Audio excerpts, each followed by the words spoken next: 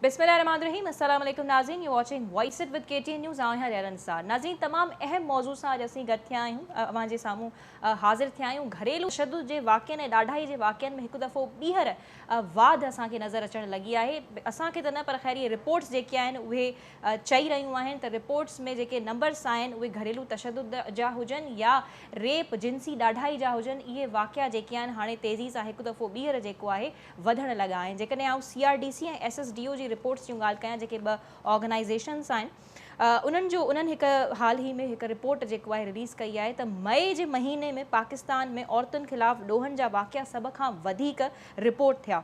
सो ही त ज़ाहिर आहे उहे वाक़िआ आहिनि जेके रिपोर्ट थिया आहिनि। मां थोरा अंग अखर अव्हां सां शेयर कंदी हलां पई, पर उन खां अलावा यकीनन असीं इन्हनि घरेलू तशद्दुद जे वाक़िअनि ते या ॾाढाई जे वाक़िअनि ते असीं पहिरियों बि खोड़ सारा प्रोग्राम करे चुका आहियूं, तव्हां सां अंग अखर बि शेयर कंदा आया आहियूं। पर असीं अॼोके प्रोग्राम में इहा ॻाल्हि कंदासीं त हिकु दफ़ो वरी वाध छो थी आहे, किथे आख़िर कोताही रहिजी थी वञे, छा जवाबदारनि खे सही नमूने सां सज़ा न पई मिले, सज़ा जो अमल दख़ल जेको आहे उहो दुरुस्त न आहे, उनजे करे इहो सभु थिए पियो, या छा पोयां सबब आहिनि।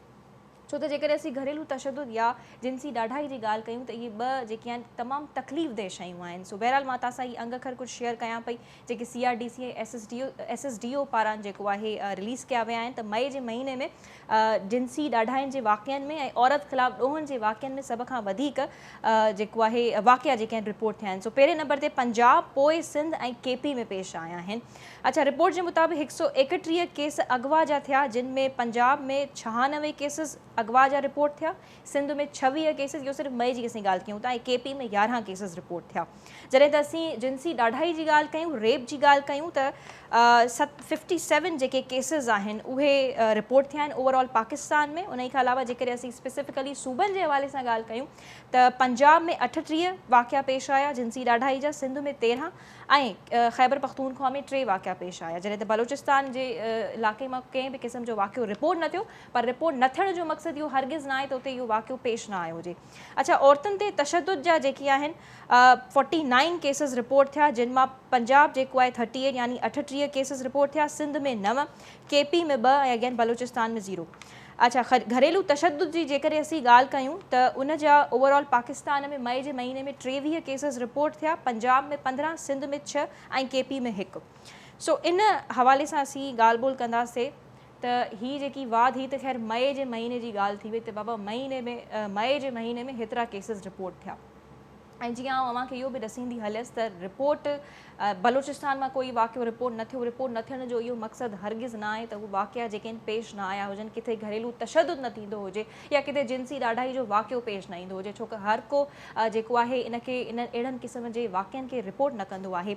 अव्हांखे जेको आहे ॿियो बि आउं वाक़िओ ॿुधायां थी, हाणे रिसेंटली जेको आहे गुज़िरियल हफ़्ते पेश आयो, ओबावड़ो वेझो जवाबदार महिमान थी आयल नारी सां इज्तमाही लॼा लठ करे फ़रार थी विया। वाक़ई जो केस जेको आहे दाख़िल न थी सघियो आहे ऐं इनखे जेको आहे काफ़ी 2-3 ॾिहाड़ा बि गुज़री विया आहिनि। सो ही सादिकाबाद वासिण आहे। 19 वरियनि जी नारी खे 2 जवाबदारनि मुबैना तशद्दुद करण बाद इज्तमाही लॼा लठ जो निशानो बणायो, जेको तमामु अफ़सोसनाक ॻाल्हि आहे।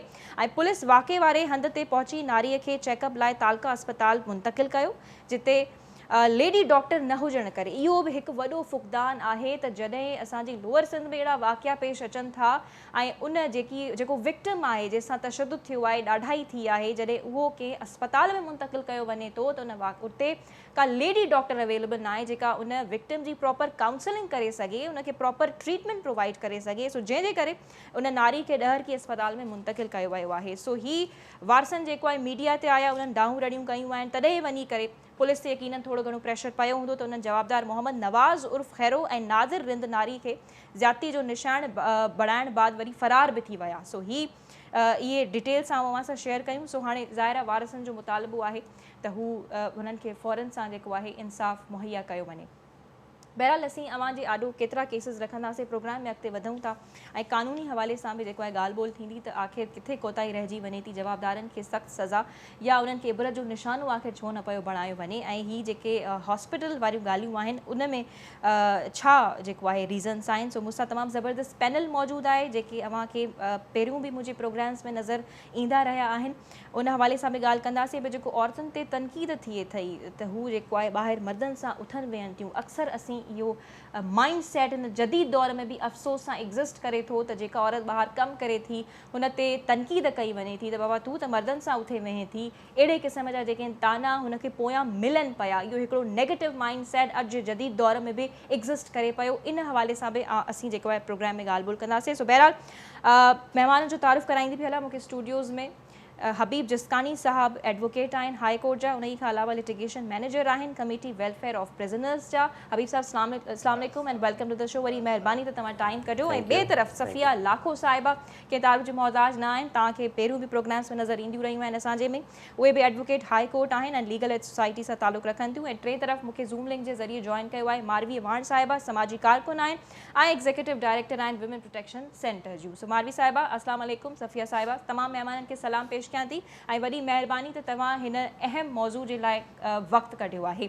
सो शुरूआति जेको आहे समाजी कारकुन मारवी साहिबा खां असीं शुरू कयूं था ऐं पोइ घरेलू तशद्दुद जी जेकी आहिनि असीं ॻाल्हियूं कयूं था। त हीउ जेको वाक़ियो आहे मारवी साहिबा कोर्ट कयो बावड़ो में पेश आयो आहे, हिनखे काफ़ी टाइम थियो आहे, 2-3 ॾींहं लॻभॻि गुज़री विया आहिनि। त उते ॾिसो जेके जवाबदार आहिनि उहे फ़रार थी विया आहिनि, महिमान थी आया, लॼालट करे विया। उन खां बाद में जॾहिं उन विक्टिम खे हॉस्पिटल पहुचायो वियो आहे त का लेडी डॉक्टर अवेलेबल न आहे। त हिते असीं सिधो सऊं जेको आहे पंहिंजी स्टेट खे रिस्पॉन्सिबल करार ॾियूं त उहा बि किथे न किथे रिस्पॉन्सिबल आहे जॾहिं अहिड़े क़िस्म जूं फैसिलिटीज़ अवेलेबल न आहिनि, विक्टिम खे सही सां डील न पियो कयो वञे, छो त वाक़ियो त किथे बि पेश अची सघे पियो। लैला वॾी महिरबानी तव्हांखे मूंखे पंहिंजे प्रोग्राम में शामिल करण जी, ऐं उनजे अलावा तव्हां एतिरा इम्पोर्टेंट टॉपिक्स हमेशह खणी ईंदा आहियो त मां तव्हांखे KTN खे पंहिंजी ॻाल्हि शुरू करण खां पहिरीं एप्रिशिएट करणु चाहींदसि।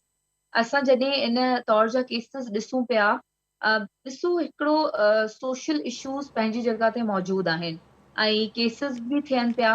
हाणे अगरि असां गवर्नमेंट जी स्पेसिफिकली ॻाल्हि कयूं त गवर्नमेंट प्रिपेयर कोन्हे, रेडी कोन्हे। हर दफ़ा केस थिए थो, हर दफ़ा मुश्किलात पेश अचनि थियूं मेडिकल कराइण जे लाइ।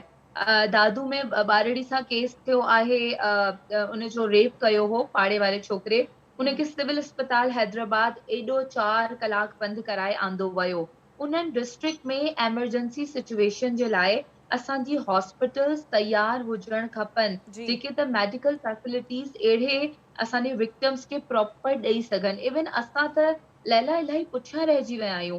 तव्हां एडवांस कंट्रीज़ में ॾिसंदव अॼुकल्ह फिज़िकल हीलिंग सां गॾु गॾु जेकी साइकोलॉजिकल इशूज़ आहिनि उन्हनि जी काउंसलिंग जे लाइ बि मौजूदु आहिनि अस्पतालनि में टीम्स, जेके त विक्टिम खे प्रॉपर साइकोलॉजिकल सपोर्ट भी ॾियनि था।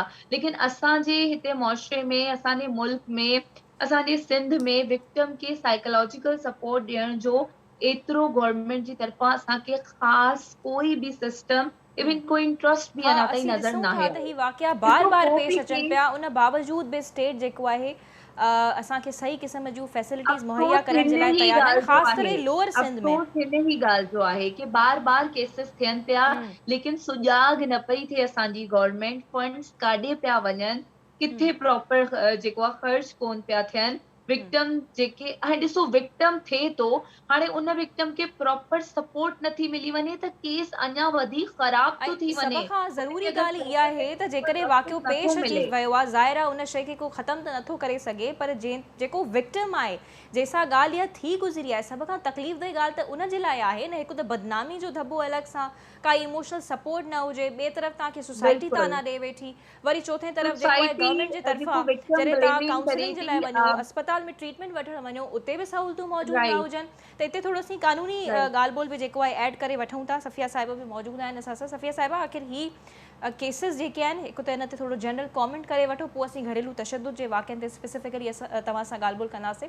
त आख़िर ही वाक़िया बार बार पेश अचनि था, उन खां पोइ बि जेको आहे इन असांजो मुआशरो हुजे, स्टेट हुजे, हिक पेज ते नज़र छो न पियो अचे? छा टीवी ते अची करे रुगो बयानु ॾियूं त हा बाबा असांखे ॾाढो अफ़सोस थियो, इम्प्लीमेंटेशन कानून जी नज़र न पई अचे, या जेको आहे हुकुमराननि पारां को अफ़सोस जो इज़हार करण ई त इनफ न आहे? प्रॉपरली छो न पियो ॾिठो वञे अहिड़नि क़िस्म जे वाक़िअनि खे? Thank U Laila. बिल्कुलु ॾाढो इहो मारवी जी इन ॻाल्हि खे मां बि इंडोर्स कंदसि त KTN जे प्लेटफॉर्म तां ऐं तव्हांजे प्रोग्राम में बिल्कुलु इन नेचर जा या जेको बि इशू ईंदो आहे त जल्द अज़ जल्द बसि हाईलाइट इहे इशू थींदा आहिनि। बहरहाल हाणे असां अचूं था त इन्हनि शयुनि में लॉज़ आहिनि इम्प्लीमेंट जेको आहे नथो थिए ऐं छो नथो थिए, छा लाइ नथो थिए। सभ खां पहिरीं त हिकिड़ो एॾी वॾी बदकिस्मती आहे जेको तव्हां मेडिको असांजो लीगल ऑफिसर जे बारे में ॿुधायो।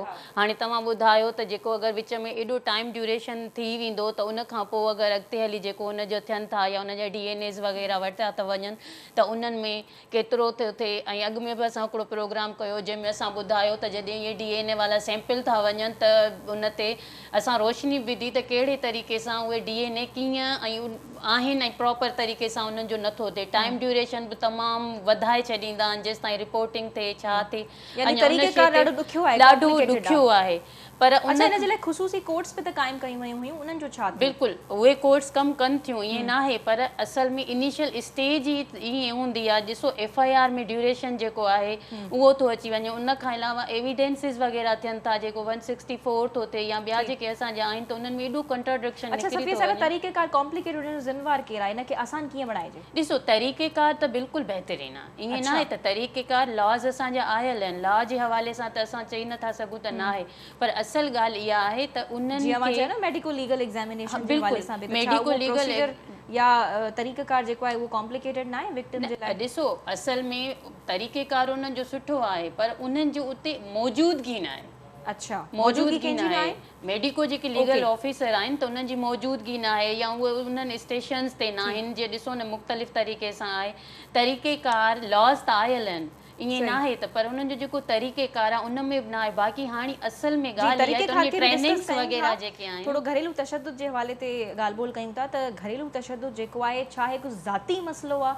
ऐं मूंखे इहो बि ॼाणणो आहे तव्हां खां, असांजा नाज़रीन बि ॿुधनि, असीं खोड़ दफ़ा जेके आहिनि इहे वाक़िया पंहिंजे मोहल्ले नेबरहुड में ॾिसंदा आहियूं। असांखे कॾहिं कॾहिं पाड़े वारे घर मां कुटण जी आवाज़ ईंदी आहे ऐं ख़बर पवंदी आहे, महसूसु थींदो आहे बाक़ाइदा त कोई कंहिंसां विढ़ी रहियो आहे। ठीकु आहे सफ़िया साहिबा, तव्हां मूंसां अग्री कंदो, अक्सर इहे वाक़िया पेश ईंदा आहिनि। उते जेको माण्हू ॾिसे थो ॿुधे थो त जेको आहे भरिसां वारे घर में कुझु ग़लति थी रहियो आहे, कोई जेको आहे मार खाई रहियो आहे, त छा उते जेको ॾिसे थो ॿुधे थो उहो छा पियो करे सघे? ॾिसो डोमेस्टिक वायलेंस जे असां अॻु में प्रोग्राम्स करे चुका आहियूं, ठीकु आहे। 2013 में जेकर तव्हां हिनखे डिफाइन करणु चाहियो असल घरेलू तशद्दुद हूंदो छा आहे, छा कीअं एक्सप्लेन? डोमेस्टिक वायलेंस जेको आहे अगरि असांखे उनखे मुख़्तलिफ़ तरीक़े सां ॾिसूं त कीअं आहिनि उन्हनि जा जहिड़े तरीक़े सां आहे। सभ खां पहिरीं त डोमेस्टिक वायलेंस में घूरे ॾिसणु, अच्छा, इहो बि वायलेंस में थो अचे, ठीकु आहे। वायलेंस में अचे थो। औरत खे इकनॉमिकल जेको कंडीशन्स आहिनि उनखे उन हिसाब सां ॾिसो। अॼुकल्ह केतिरियूं छोकिरियूं प्रोफेशनल आहिनि, फीमेल्स प्रोफेशनल आहिनि, पर हू पंहिंजी उन्हनि सैलरीज़ खे उन्हनि शयुनि खे अहिड़े तरीक़े सां यूटिलाइज़ नथियूं करे सघनि। इकनॉमिक जेको आहे उन ते बि मेल डोमिनेंसी आहे। वैसे डोमेस्टिक वायलेंस में पर्सन खे चयो वियो आहे, पर असांजो जेको पाकिस्तान आहे उन में अनफॉर्चुनेटली जेको ॿार ऐं औरत उहे डोमेस्टिक वायलेंस जो घणो शिकार आहिनि। औरत खे तलाक जा तानो ॾियणु, इहो डोमेस्टिक वायलेंस में थो अचे। या वरी जी बिल्कुलु इहो डोमेस्टिक वायलेंस में थो अचे। या वरी ब्लेमिंग करणु, जेके घरनि जे अंदरि मुख़्तलिफ़ तरीक़े सां हूंदा आहिनि। तव्हांजा ब्लड रिलेशन में कुझु अहिड़ा रिलेशन्स हूंदा आहिनि ज़ाहिरी आहे, जंहिंमहिल तव्हां इन लॉज़ में वेंदा नवनि रिश्तनि में ईंदा, इहो बि डोमेस्टिक वायलेंस में थो अचे। इन जो मतिलबु इहो आहे त इहा बि औरत डोमेस्टिक वायलेंस जी शिकार आहे। या वरी तव्हां कंहिंखे इंजरी ॾिसो था, जेका तव्हां इहा ॻाल्हि कई, त मे बि इनखे बि सोचे थो सघिजे त इहा औरत बि डोमेस्टिक वायलेंस जी शिकार आहे। डोमेस्टिक वायलेंस हिते थोरो एक्सप्लेन कयो हबीब साहब, तव्हां इन ते रोशनी विझणु चाहींदो त जेकॾहिं घर मां कुटण जूं आवाज़ूं थियूं अचनि ऐं ख़बर थी पए त हिकु मर्द जेको आहे हिकु औरत सां विढ़ी रहियो आहे, उनखे कुटे रहियो आहे, त जेको ॿुधे थो ॾिसे थो उनखे छा करणु खपे? कानून छा पियो चए उन हवाले सां, कीअं एक्शन वठे? महिरबानी। जेको सिंध में कानून आहे domestic violence prevention and protection act 2013, हिकिड़ो तमामु बहितरीनु कानून आहे, पर इन जो मसइलो आहे इम्प्लीमेंटेशन जो। जीअं सफ़िया में तव्हांखे डिफाइन कयो त कहिड़ियूं कहिड़ियूं शयूं उन में अचनि थियूं त उहे डोमेस्टिक वायलेंस में काउंट थियनि थियूं। नंढियूं नंढियूं शयूं आहिनि जेके डोमेस्टिक वायलेंस में काउंट थियनि थियूं, पर असां उनखे इग्नोर कयूं था, उनखे ऑफेंस नथा सम्झूं, अवेयरनेस न आहे। इहा बि ज़िम्मेवारी कंहिंजी आहे? गवर्नमेंट जी आहे। उन लॉ में मौजूदु आहे त अवेयरनेस केरु कराईंदो, कंहिंजी ज़िम्मेवारी आहे? तव्हां जेकॾहिं इन लॉ खे खोले पढ़ंदासीं त उन में क्लियरली मैंशन आहे त इम्प्लीमेंट गवर्नमेंट इहो केयर कराईंदो, गवर्नमेंट कराईंदो, अवेयरनेस सही आहे। सेशन्स कराईंदी, उन में थ्रू इलेक्ट्रॉनिक मीडिया कराईंदी, ट्रेनिंग्स कराईंदी, जेके उन जा गवर्नमेंट ऑफिसर्स आहिनि उहे इन्वॉल्व थींदा, पुलिस आहे, जुडिशरी आहे, सभु मिली करे। इन लाइ जेकॾहिं तव्हां किथे अहिड़ो वाक़ियो ॾिसो था त हिकिड़ी हेल्पलाइन मौजूदु आहे, तव्हां उन हेल्पलाइन ते कॉल करे सघो था। हिकिड़ो प्रोटेक्शन कमेटी मौजूदु आहे, तव्हां प्रोटेक्शन कमेटी ताईं इहा शइ पहुचाए सघो था।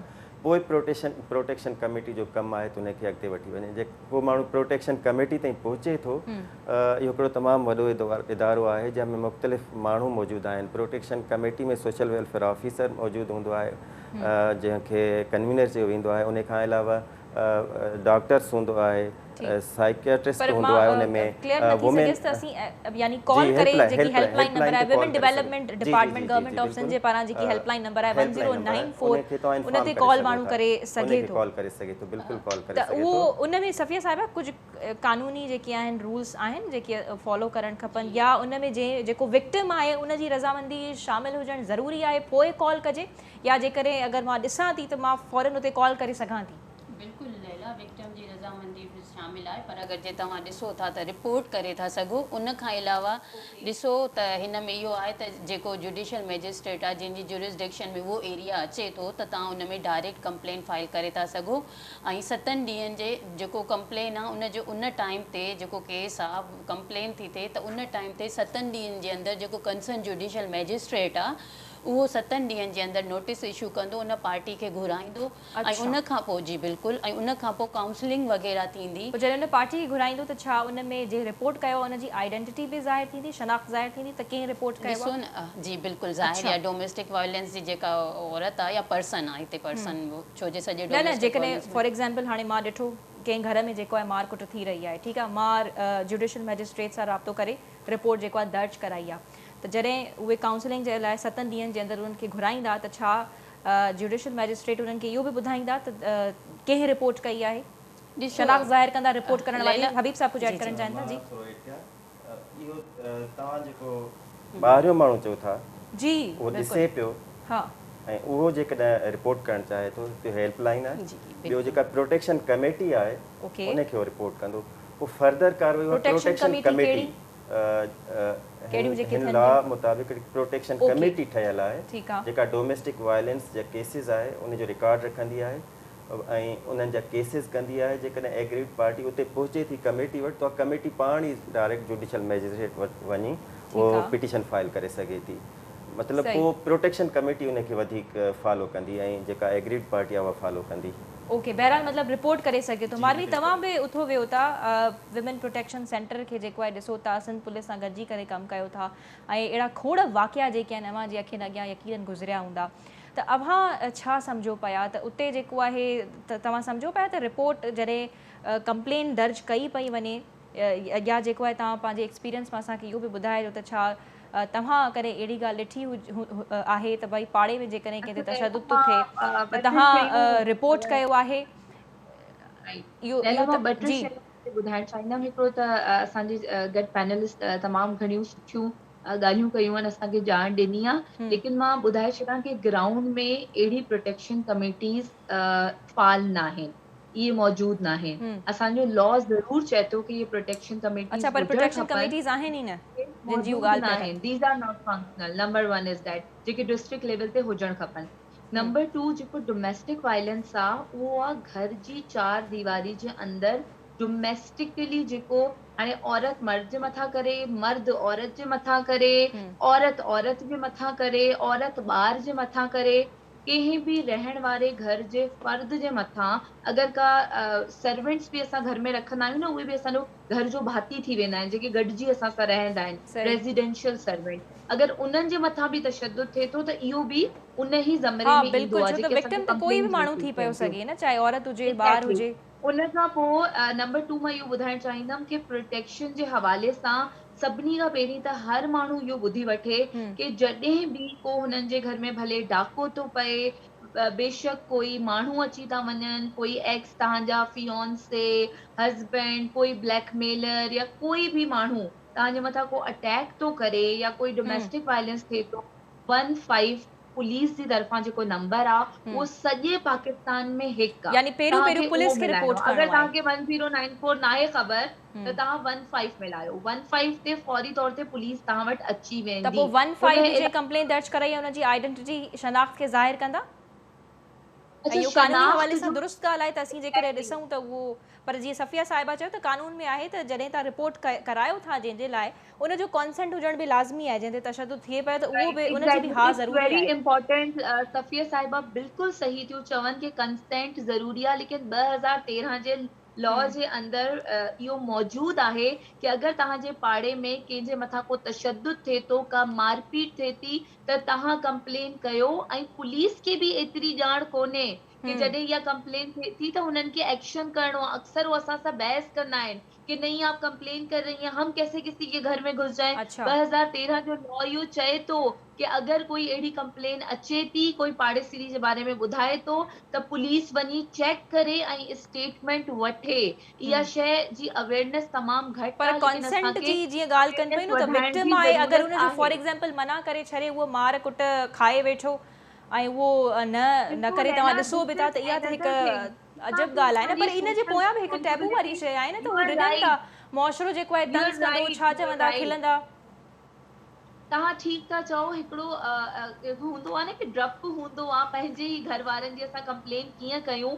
ऐं अक्सर ईअं ई थींदो आहे जॾहिं पुलिस स्टेटमेंट सही। वठण वेंदी आहे त विक्टिम मना करे छॾंदी आहे, लेकिन असांखे पंहिंजी सोशल रिस्पॉन्सिबिलिटी फुलफिल करणी आहे। थी ठीकु आहे, सघे थो यानी कि असीं को पुलिस खे सूरतगंज रिपोर्ट करे बलोच था वांगुरु सघूं, या जेको विमेन डेवलपमेंट डिपार्टमेंट पारां नंबर ॾिनल आहे, जे अगरि माई ते थिए थो कंहिं औरत ते, त असीं 1094 ते रिपोर्ट करे सघूं था। अच्छा, हिकु आख़िर में क्विकली ॻाल्हि मारवी, सॉरी टाइम बि थोरो जेको आहे ख़तमु थियण ते आहे, क्विकली हिकु शइ असीं ऐड करणु चाहींदासीं। हबीब साहब, तव्हां इन शइ ते रोशनी विझो त तव्हां जेको आहे जीअं हिकु वेलफेयर कमेटी सां वाबस्तगी रखो पिया, त उते फीमेल प्रिज़नर्स बि हुजनि पियूं जेल्स में, उन्हनि जा लीगल इशूज़ जेको आहे छा अवां आसानी सां निपटाए वठो था? थोरो कंसाइज़ली ॿुधाइजो ऐं क्विकली बि। असां कोशिशि कयूं पिया committee for the welfare of prisoners, जेके वकील अफोर्ड नथियूं करे सघनि था उन्हनि खे कीअं फैसिलिटेट कयो पिया उते? Committee for the welfare of prisoners आहे जेका 2004 खां कमु करे पई, जंहिंजा चेयरमैन आहिनि जस्टिस नासिर असलम ज़ाहिद साहब। अच्छा जी, त तक़रीबन सिंध जा जेके बि जेल आहिनि, अहिड़ा क़ैदी जेके लीगली वकील जी फीस अफोर्ड नथा करे सघनि, ग़रीब घराणे सां ताल्लुक़ रखनि था, त असां उनखे फ्री ऑफ कास्ट हिकु वकील फ्राहम कंदा आहियूं। या वरी अहिड़ा ग़रीब क़ैदी, उहे वुमेन हुजनि, जिवनाइल हुजनि या अडल्ट हुजनि, जेके श्योरिटी नथा अफोर्ड करे सघनि, त उनजी श्योरिटी बि असां प्रोवाइड कंदा आहियूं। उन खां अलावा सिंध में 3 जेल आहिनि वुमेन जेल, हिकिड़ो कराची में आहे, हैदराबाद में आहे ऐं सखर में आहे। जेको लाड़काणो वुमेन प्रिज़न हुयो उहो ख़तमु कयो आहे हाणे रिसेंटली। अच्छा, त उते असांजो हैदराबाद ऐं कराची में ELC अर्ली लर्निंग सेंटर आहे, जेके औरतुनि सां नंढड़ा ॿार गॾनि अंडर 7 इयर्स असां उन्हनि खे तालीम, यानी तव्हांजे पारां जेको आहे फ्री लॉयर हुननि खे प्रोवाइड कंदा आहियो। चलो, इहा तमामु सुठी ॻाल्हि आहे। बहरहाल प्रोग्राम त न, पर हिन सेगमेंट जो टाइम जेको आहे ख़तमु थी चुको आहे। आख़िर में तव्हांखे मां हिकु फन फैक्ट ॿुधाईंदी हलां त सफ़िया साहिबा ऐं हबीब साहब जेके आहिनि हस्बैंड एंड वाइफ आहिनि, गॾु कमु कनि था। ऐं हबीब साहब, थोरो इन ते बि ऐड कजो त जीअं शुरूआति में इंट्रो में ॻाल्हि कई त कुझु मर्द जेके आहिनि उहे माइनि ते तंज़ कंदा आहिनि, पर हबीब साहब जहिड़ो मिसाल तव्हांजे साम्हूं आहे त अहिड़ा बि मर्द आहिनि जेके पंहिंजी वाइफ्स खे अलाउ कनि था त हू सही सां उथनि वेहनि, कमकार कनि। उन्हनि मर्दनि जे लाइ जेको आहे थोरो अगरि तव्हां कुझु चवणु चाहियो क्विकली त। ॾिसो, तंज़ न करणु तंज़ कयो पियो वञे त भई फीमेल जेको आहे उहा कमु पई करे, मर्दनि सां उथे वेही पई, इहो हिकु नेगेटिव माइंडसेट एग्ज़िस्ट करे पियो अनफॉर्चुनेटली। इहो एतमाद आहे हिकिड़ो, जेकॾहिं तव्हां पंहिंजे वाइफ ते एतमाद कयो था, वाइफ आहे, भेण आहे, जेका बि आहे, जेका बि आहे, पंहिंजे फैमिली मेंबर्स जेके बि आहिनि, त उन्हनि ते एतमाद कयो था त पोइ इहे शयूं न ईंदियूं। जेकॾहिं तव्हां शक थोरो बि शुरू कयो, पोइ ज़ाहिरी ॻाल्हि आहे रिश्ते में वधंदा वेंदा। नाज़रीन, तमामु ज़रूरी आहे अहिड़े क़िस्म जे वाक़िअनि खे रोके त न पियो सघिजे, कंट्रोल ज़रूरु करे सघिजे पियो, पर उन खां अलावा जेकॾहिं वाक़िआ पेश अची बि वञनि था त उन खां बाद में असांजे सोसाइटी ऐं स्टेट खे खपे त उन विक्टिम खे इमोशनल, फाइनेंशियल सपोर्ट ऐं मेडिकल सपोर्ट बि प्रोवाइड प्रॉपरली कनि, त तॾहिं ई असीं अहिड़नि वाक़िअनि ते जेको आहे कंट्रोल करे सघंदासीं। छो त ज़ाहिर आहे इहा हिकु अजीब सी ॻाल्हि थी वई त असां उनखे हिकु प्रॉपर नमूने सां सोसाइटी मां ख़ात्मो करे सघूं, 0 केसिस रिपोर्ट थियनि, ईअं थी नथो सघे। पर जेकॾहिं वाक़ियो पेश थो अची वञे ख़ुदा न ख़ास्ता त उनखे प्रॉपर सपोर्ट स्टेट जे पारां, मुआशरे जे पारां ऐं उन पंहिंजी फैमिली जेकी आहे विक्टिम वारी उहा बि उनखे सही सां सपोर्ट करे, तॾहिं अहिड़े क़िस्म जा वाक़िया जेके आहिनि उहे उन्हनि सां सही नमूने सां असीं मुंहुं ॾेई सघूं था। हिते ब्रेक वठंदासीं, ब्रेक खां पोइ बि तमामु अहम सेगमेंट आहे, हाज़िर थियूं था ब्रेक खां पोइ।